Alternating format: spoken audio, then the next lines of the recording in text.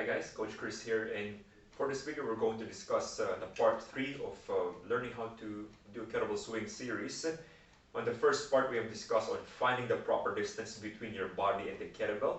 Second part we have discussed on how to do the high pass.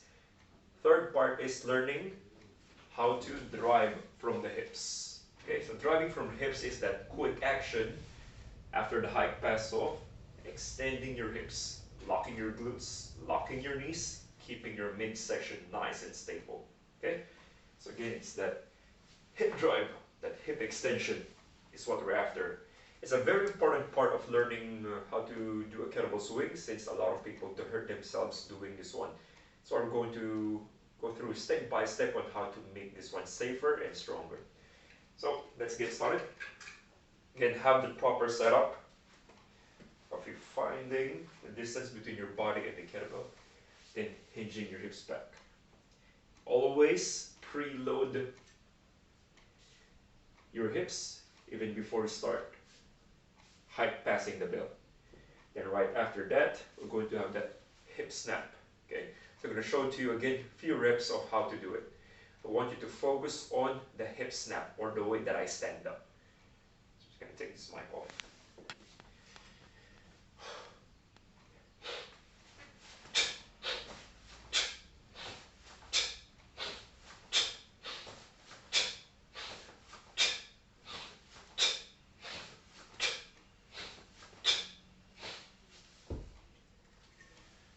Okay, so if you have observed carefully, it's a very quick transition from a hip flex to a hip extended position. I'm keeping everything tight from the top position.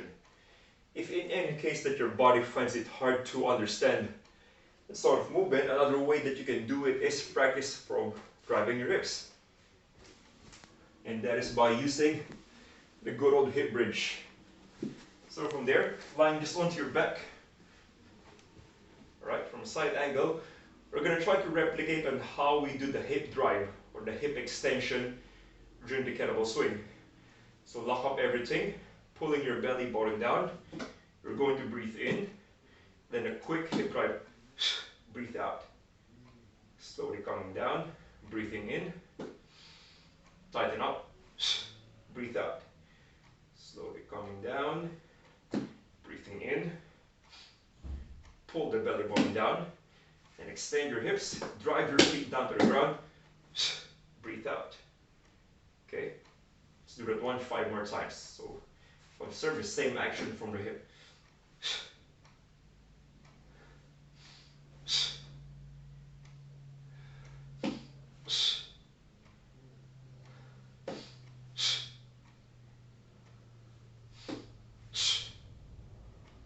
Okay, so that's one of the ways that you can learn how to drive your hips.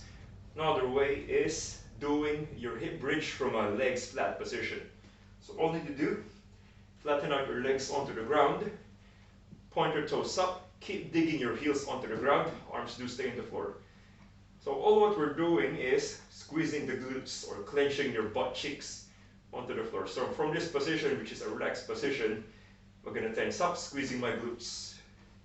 Squeezing the glutes, squeezing the glutes. Okay, another way that you can do it is keeping your arms on the floor. Then just squeeze your glutes. You're going to try to drive your hip bones up towards the ceiling. So breathing in, breathe out, breathing in, breathe out. So we're driving your heels to the ground, squeezing your glutes, then lifting your hips up to the ceiling. Breathing in.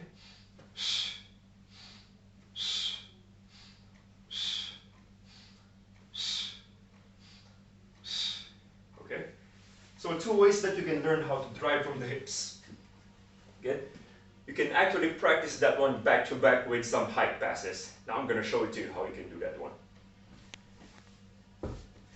So practice first. Let's practice 2 hikes, then 1 hip bridge.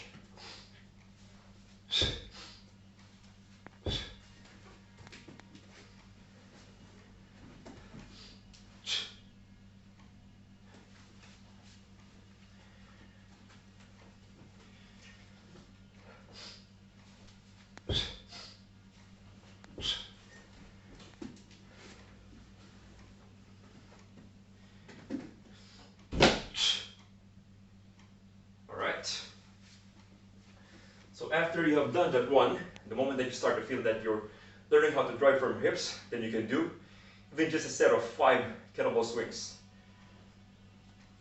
Take this one out.